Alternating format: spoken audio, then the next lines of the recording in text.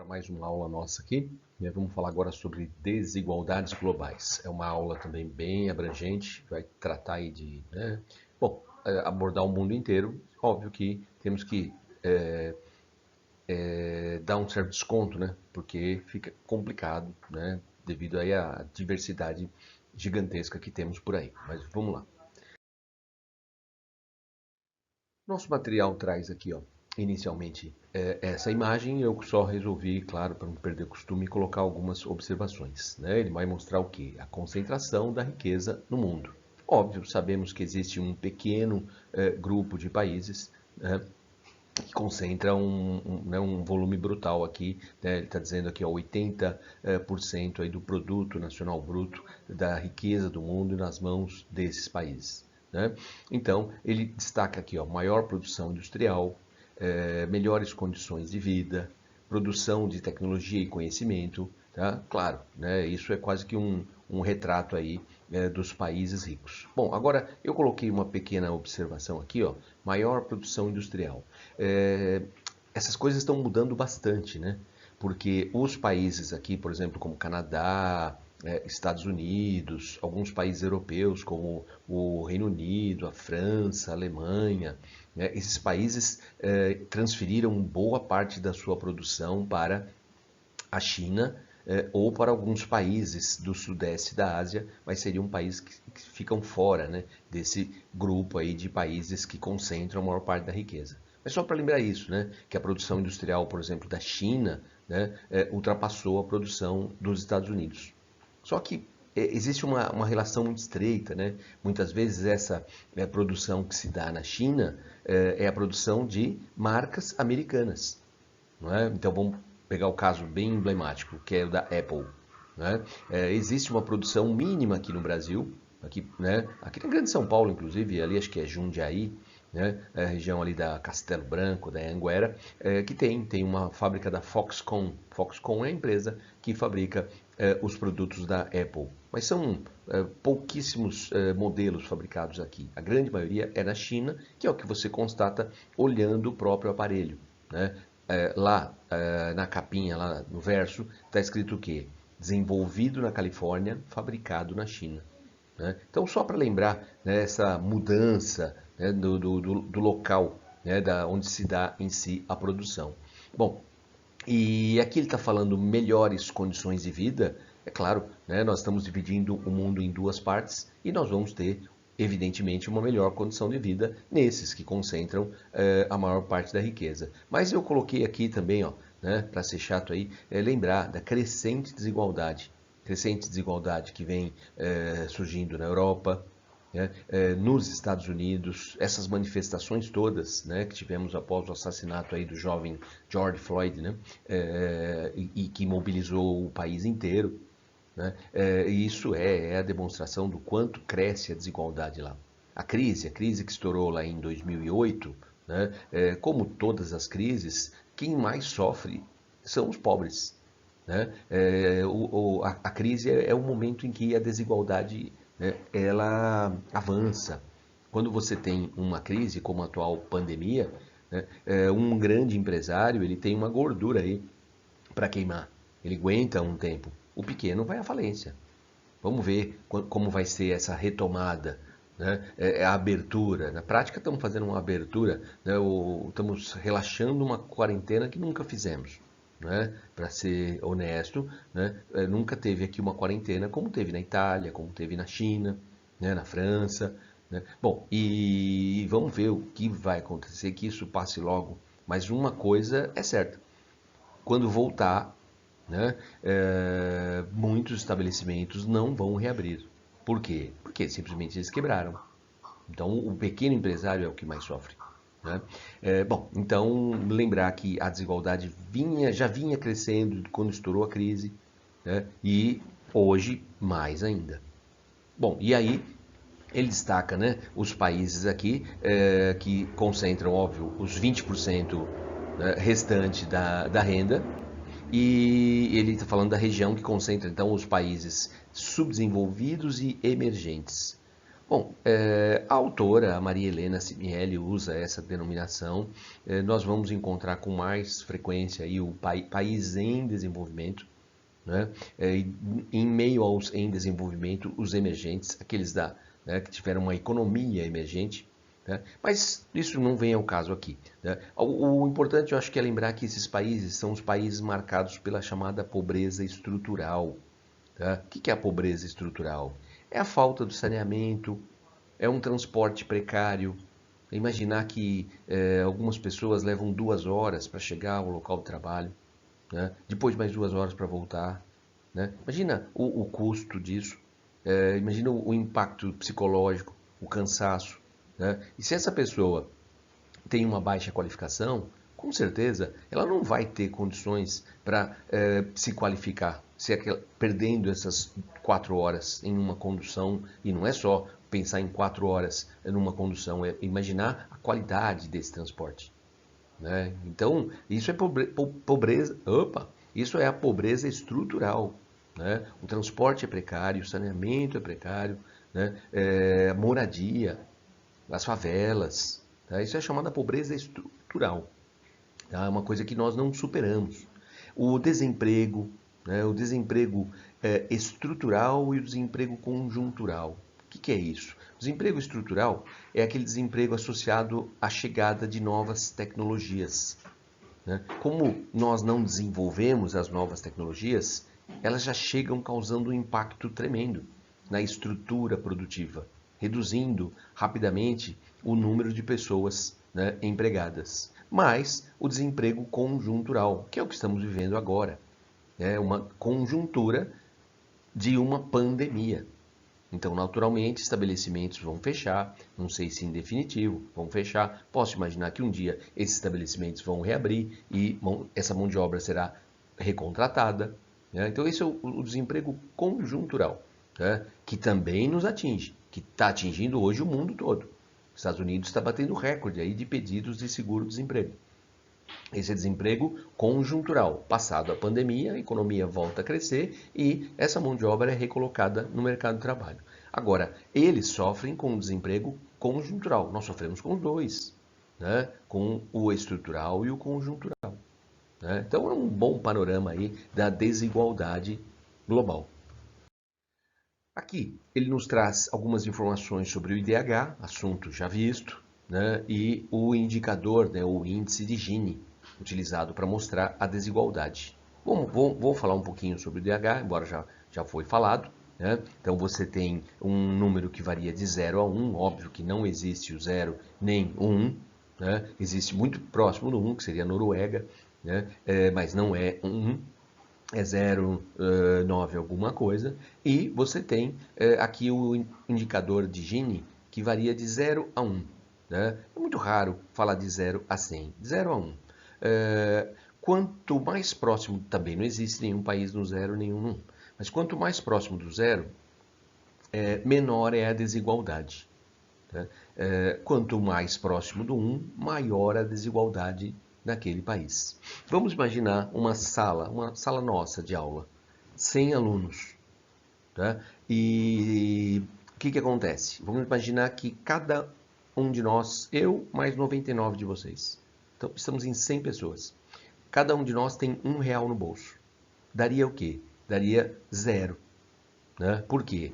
Porque somados, né, tudo que temos no bolso, daria 100 e dividindo, daria um real per capita. E cada um de nós, de fato, tem R$ 1 no bolso. Então, seria a menor desigualdade possível. Agora, vamos imaginar o contrário. Nós, 100 pessoas, 0 no bolso de 99 e tem um privilegiado que tem R$ 100 no bolso. Continua dando R$ 1 per capita, não é? Mas seria o indicador 1, a máxima desigualdade possível. A grana toda nos bolsos de uma pessoa só. Então, o índice de Gini é sobrenome de um italiano, um estatístico italiano, que criou essa metodologia para poder fazer uma melhor interpretação da renda per capita. Não adianta ter uma renda per capita alta e depois descobrir que está no bolso de uma família só. Também Não adianta imaginar só o indicador de Gini, porque, por exemplo, vamos voltar ao caso aí, nós estamos na sala, eu e vocês, 99 pessoas. Ninguém tem nada no bolso. O indicador vai ser zero, né? Então é nada para ninguém. Opa, que país justo. Não, não é essa a lógica. Então é combinar a renda per capita com o índice de Gini. É assim que nós vamos poder ilustrar a desigualdade. E aí, a última publicação sobre o IDH, né, publicação feita lá no final do ano passado, e o G1 deu essa notícia aqui, ó. Brasil perde uma posição no ranking do IDH. De acordo aí com essa publicação lá do PNUD, né, Programa das Nações Unidas para o Desenvolvimento, o Brasil perdeu uma posição.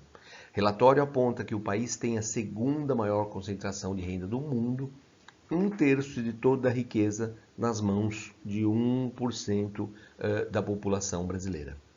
Então é uma coisa, óbvio, que assusta. E lembrando que o IDH não leva em conta a desigualdade. Eles estão calculando, esse órgão da ONU, PNUD, ele está calculando o IDH que leva em consideração a renda, a educação e a expectativa de vida. E eles andam calculando ultimamente um IDH em paralelo, não oficial, que leva em conta a desigualdade. Aí o Brasil perde mais posições. Então, a Globo colocou desse jeito aqui, ó. O G1 pertence à Globo. Que em 17 nós estávamos na posição 78, 78ª, e caímos para 79ª posição. Tá? Agora, aqui tem um pouco de maldade também, né? Por quê? Porque o nosso IDH, embora a seta que atrapalhou, era de 0,760 e ele foi para 761. Então, isso é o mais importante. Isso aqui é o mais importante. O nosso IDH aumentou. Né? A posição no ranking não é tão importante. Teve uma época aí, o DH é calculado há 30 anos, né? Teve uma época que o Brasil ele deu um salto de 5, 6 posições, ele melhorou. Aí depois descobrimos que os países demoraram a oferecer os dados para o PNUD e eles simplesmente sumiram da lista. Então não foi o Brasil que melhorou, países saíram da lista. Né? O mais importante não é a posição. Se alguns países que estão lá para trás, se eles conseguirem passar a gente, que bom para eles. Né? É uma pena nós não termos acompanhado aí essa melhora deles, mas que bom. O importante é o número e não a posição. Mas aí, óbvio, é a Globo querendo dar uma cutucada no governo e, ao mesmo tempo, desinforma a população. Né? Aí vem o governo e coloca, isso aqui é agência oficial, né? E coloca isso aqui, ó, Brasil avança no IDH em 2019, mas terá novos desafios em 2020. Né?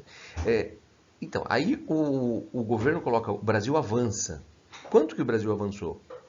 Né? Nós avançamos 0,001. Né?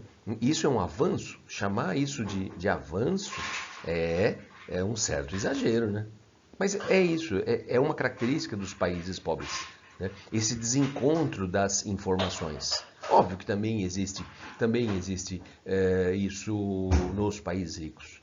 Mas essa dificuldade de ter acesso à informação. Eu lembro de um dia, já faz um certo tempo, mas no mesmo dia, a Folha de São Paulo publicou cai o desemprego. E o Estadão publicou sobe o desemprego. Como é que pode cair? Como é que pode subir? Manchete, capa de jornal, no mesmo dia. Né? Então aí que está a dificuldade. Né? Para nós, mortais, simples mortais, leitores.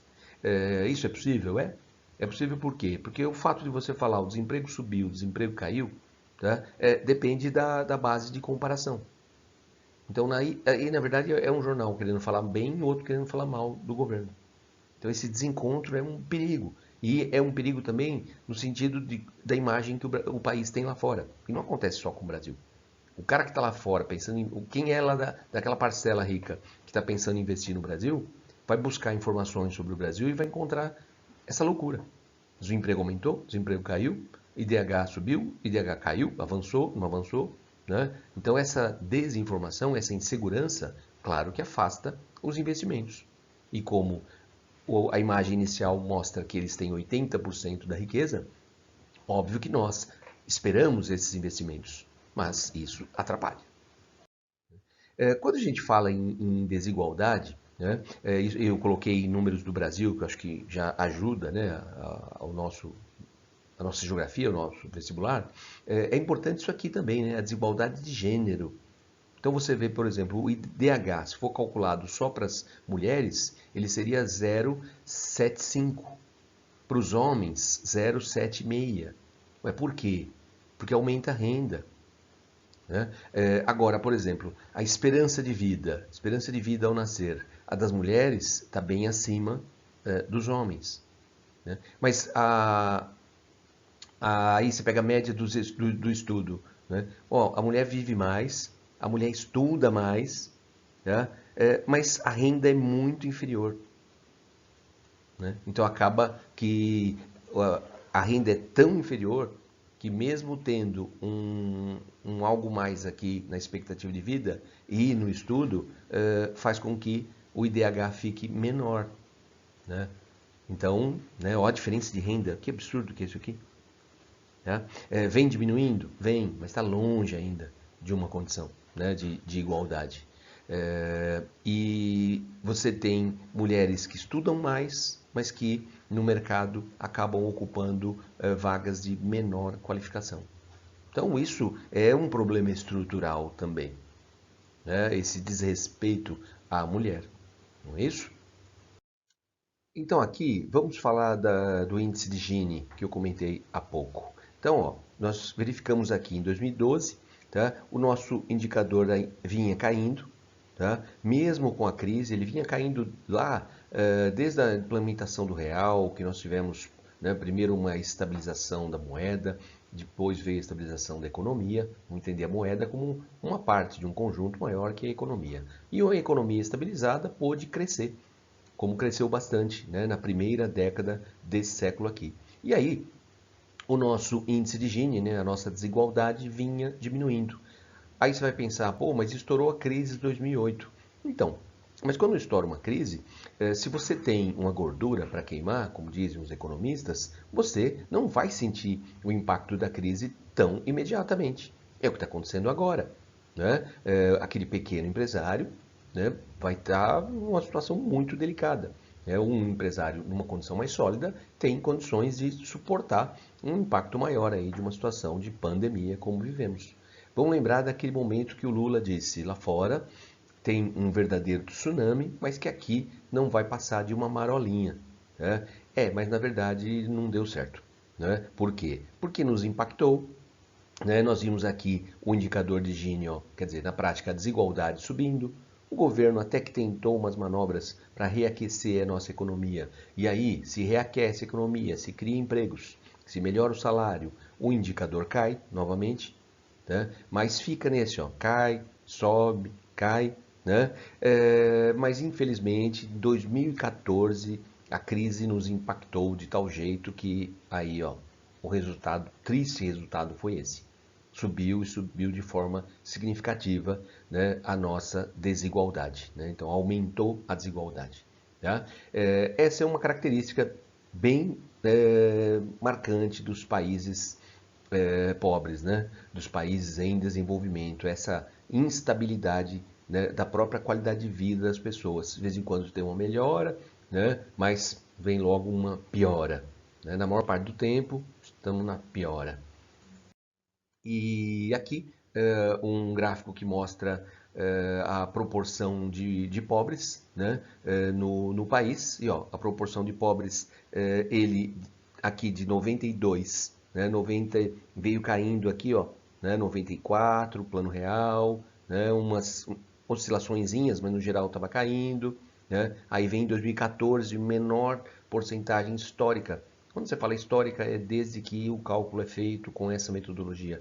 Menor porcentagem na história de pobres. E com a crise, aqui a porcentagem subindo e continuou subindo. 17, 18, 19, tá certo? Países subdesenvolvidos ou em desenvolvimento. Ele vai falar, ó, geralmente exportam produtos de baixo valor agregado, commodities, né, ou produtos industrializados vamos falar assim, que não tem uma grande tecnologia incorporada, né? O forte é a exportação de commodities. Nós estamos vendo o Brasil passar por uma reprimarização das suas exportações. O que é reprimarização? É cada dia o setor primário, né, o setor agropecuário, o setor de minérios, cada dia mais importante na nossa pauta de exportações. E muitos possuem governos autocráticos, ditaduras, com instabilidade políticas. Depende, né? Tem caso que não há instabilidade, porque é uma ditadura tão ferrenha que não tem instabilidade, porque não pode ter nenhum tipo de questionamento, né? Então aqui a gente pode levantar algumas interrogações. Mas a instabilidade política, né, independente do seu autocrático, de ser uma ditadura, a instabilidade é marca registrada desse grupo aqui, né? E não é só aqui, o Paraguai há pouco tempo teve um golpe, né? Vamos pegar a Venezuela, que tem um governo que muitos não reconhecem, né? Do Nicolás Maduro, né? O Peru, né, passou por sérios problemas recentemente também, né? Nós estamos aí nessa, né, vai ou não vai sair um processo de impeachment, né? Mas é uma característica, uma insegurança. A Bolívia, né, o nosso vizinho aqui, um país que brasileiros não costumam visitar a Bolívia, não é um destino, né? Mas é um país muito interessante para visitar, tem muita coisa na Bolívia para nós, turistas. Agora é assim, olha o calendário das eleições. Se tiver uns 6 meses, 4, 6 meses de uma eleição, eu recomendo, não vá. Porque é sempre um momento de grande tensão. E não é raro fecharem as fronteiras. Bom, no momento eles fecharam porque não deixam a gente entrar. Mas aí é outra história, né? Mas você tem essa marca registrada aqui, né, da instabilidade política. Diferente, né, de um Reino Unido que tem um parlamento que é praticamente uma instituição sagrada, né? Bom, Assembleia Nacional Francesa e outros aí, beleza? Vai assim. E aqui ele traz o mundo dividido em norte e sul. Era muito comum nos anos 90, né? Nos anos 90 já não dava para falar primeiro, segundo e terceiro mundo. O segundo mundo sumiu, né? Que eram os socialistas. Então surgiu essa visão norte e sul. Então ele está colocando aqui os países do norte como sendo os países de elevado IDH. Ele não está falando aqui da riqueza em si. Tá? Ele está dividindo só pelo IDH. Né? Por isso que a China está no sul, porque são aqueles de médio e baixo IDH. E aí, para ilustrar, eu coloquei aqui a posição do Brasil e a posição da China no dos últimos números apresentados pela ONU. Tá? Então, quando você olhar isso aqui, pensa que foi feito utilizando o IDH, então você vai ter países como Portugal, Espanha, Grécia, né, países que economicamente não são significativos, mas que têm um IDH bem alto.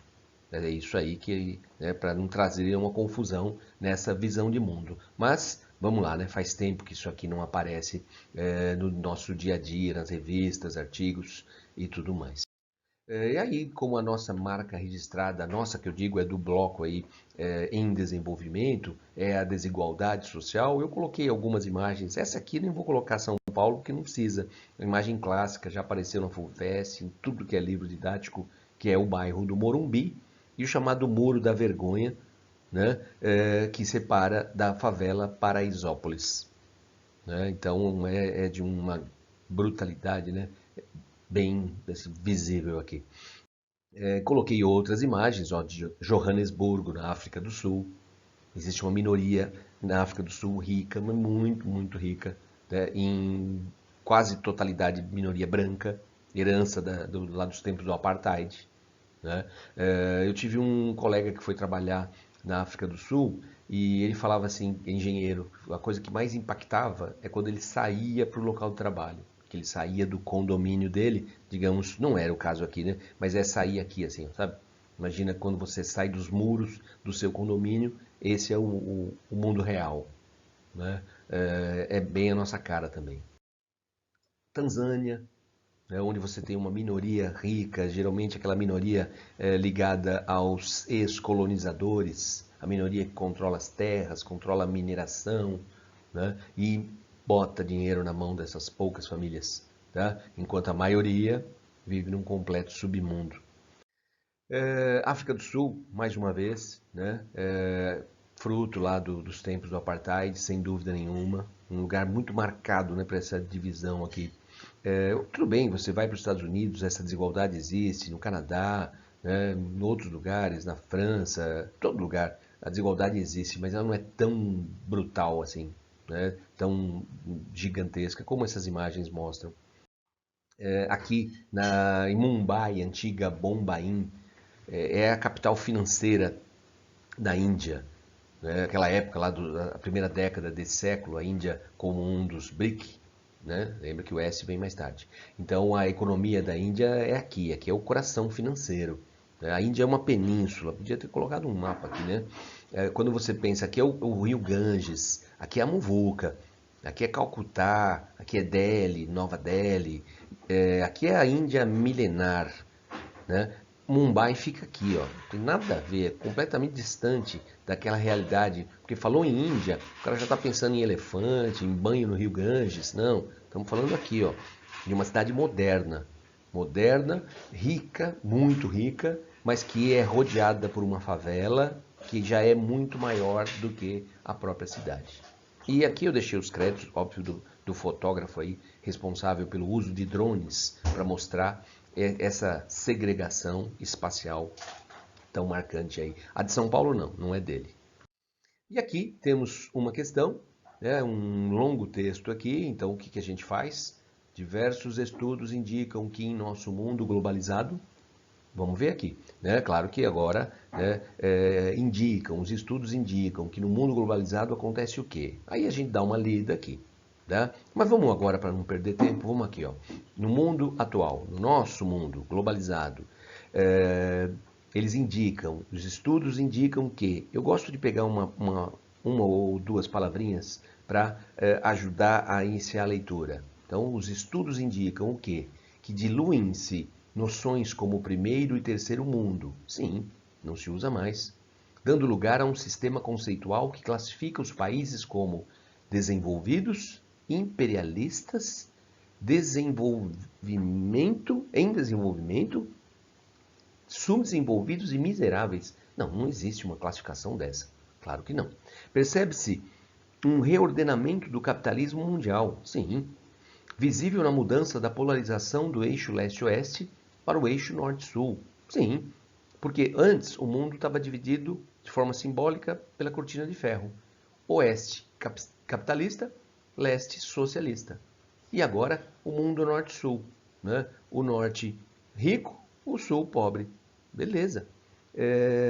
Porém, sob os mesmos critérios de agrupamento. Não. O agrupamento hoje, né? Hoje, né? Na época lá que se falava em norte e sul, né? Ó, aqui, ó, estudos dos anos 90, né? E o agrupamento hoje é rico-pobre. O agrupamento anterior era capitalista, socialista. Começou bem e desandou aqui. Tem-se a sensação da redução das distâncias geográficas. Sim, a tecnologia tornou o mundo menor. E notam-se com mais intensidade as migrações humanas. Sim, também. Né? Não era possível, muitas vezes não era possível deixar o país. Como hoje, cubanos não têm liberdade de deixar, poucos cubanos podem sair. E norte-coreanos, então? Menos ainda. Então, tá certo. E notam-se isso, as migrações, fenômeno recebido com maior tolerância. Ah, tá, pelos países alvos. Né? A gente está vendo a tolerância na Europa. Permanecem assimetrias econômicas, né? Assimetria, distância, rico-pobre, e desequilíbrios que colocam em xeque a utopia de integração que revestiu inicialmente o conceito de globalização. Perfeito, né? É essa aqui. Quando nós estávamos lá nos anos 90, no início, vivendo, né, os primeiros passos da globalização, nós acreditávamos nisso, que seria um mundo unipolar, caracterizado pela globalização, que era acelerada pela internet e que tínhamos como a maior das preocupações o quê? Tínhamos as questões ambientais. Só que o tempo foi passando e vimos que, infelizmente, o mundo não é tão bonitinho como pareceu. E na letra E, assegura-se a circulação rápida de informações e conhecimento científico, evitando-se a disseminação de dogmas e crenças fundamentalistas. Estamos vivendo exatamente o contrário, a circulação rápida de uma desinformação, a fake news, e o fundamentalismo em todos os aspectos, né? É um fanatismo que é na religião, que é na política. Então essa questão parece ser muito atual, né? Mas é isso aqui mesmo, letra D de dado. Boa questão. A PUCamp, né? PUC Campinas faz uma prova, geralmente uma prova muito boa. Geografia, nunca vi o resto. E essa, exatamente o contrário, é uma questão horrorosa. Não percam o tempo, né? Ao invés de ficar, a resposta oficial é essa aqui, é oficial mesmo, lá do site da própria estadual lá de Maringá, né? Isso. Mas é péssima a questão, não perca tempo com isso aqui, vai lá nas tarefas mínimas, complementar e tudo mais, beleza? Então é isso aí. Nos falamos, até.